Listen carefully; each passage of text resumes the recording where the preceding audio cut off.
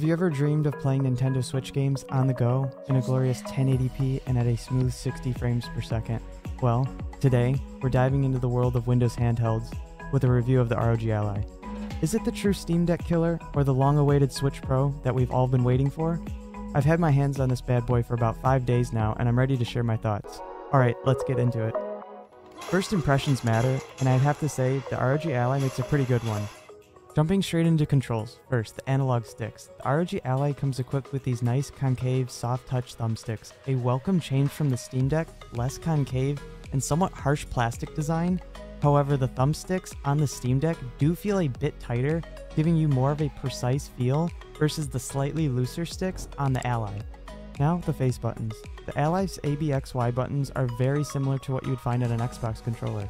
They're slightly mushier in comparison to the tactile ones found on the Steam Deck, which I prefer personally.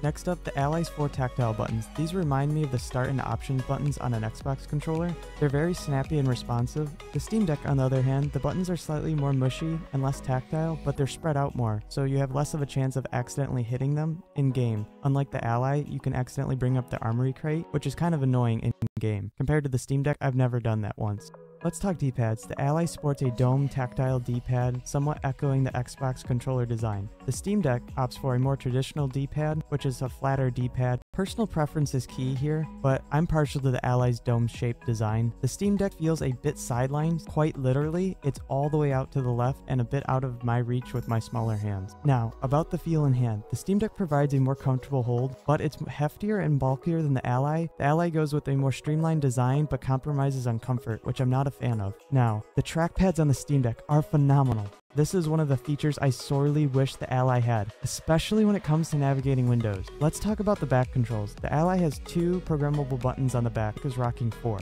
But the Steam Deck takes the cake here. Its back buttons are mounted flush with the body, making them sturdier and seamlessly integrated. On the Ally, they're raised, and honestly, I'm concerned they might get caught on something. I've got to hand it to the Steam Deck on this one. It's a more thoughtful design, and I'm not sure what ASUS was thinking with this approach.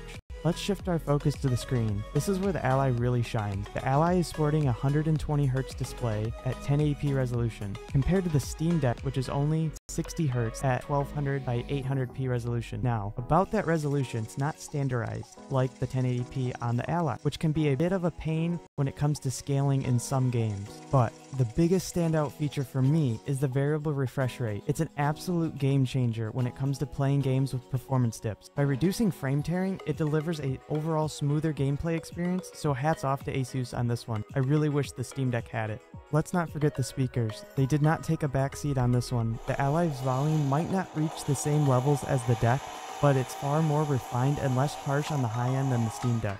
But if you're only concerned about how loud something gets, the Steam Deck does reach a little bit louder in the decibel range. Time to dig into the software side of things. The ROG Ally runs on Windows 11, and ASUS has included their Armory Crate software in an attempt to create a console-like user experience. However, it falls short when compared to the Steam Deck's user-friendly interface. Be prepared, Windows on a handheld is like learning how to juggle. It takes a ton of practice and getting used to. And let's not skip performance. The ROG Ally really brings its A-game here, especially in Forza Horizon 5. However, I must address the BIOS update that messed with performance. Percentile is gigantically worse. We're looking at 35% better on my original tests versus the 319 BIOS.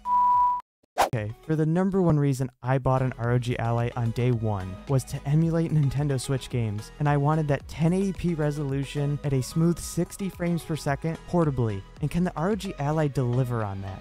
Yes it can, and I've been glued to this thing ever since I got my hands on it. Let me tell you, Zelda Tears of the Kingdom plays like a dream on this thing. With the Steam Deck, I wrestled with that for days to get a playable 30 FPS. I'm talking about digging deep, tweaking every single setting and optimizing everything imaginable. But the ROG Ally, it just strolls in like a boss and says, hold my beer to the Steam Deck. We're talking a playable 60 FPS at a higher resolution than the Steam Deck. My heart swells seeing Zelda Tears of the Kingdom at 1080p, 60 frames per second on a portable handheld. The ROG Ally is the Switch 2, the Switch Pro we've all been asking for. Now this is very important: ease of use and accessibility. The ROG Ally is really complex to set up. Software may appeal more to tech enthusiasts and people that like to tweak things, while the Steam Deck offers a more seamless and user-friendly experience, much like an Xbox or a PlayStation or a Nintendo Switch. But here's the funny thing: the ROG Ally, which is a bit more complex, is readily available at your local Best Buy, where your average consumer shops. On the other hand, the more user-friendly Steam Deck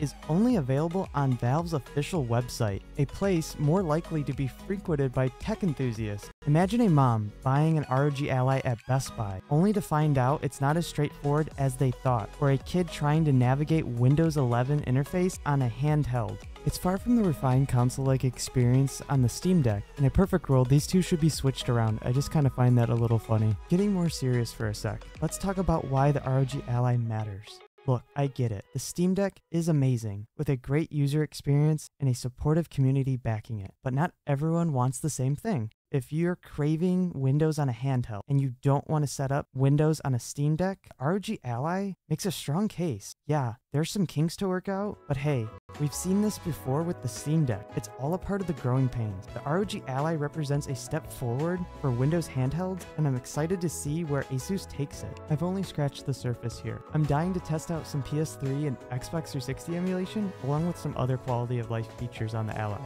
But that's it for now. I'm gonna go back to playing Zelda Tears of the Kingdom. Hope to see you in the next one. Bye for now.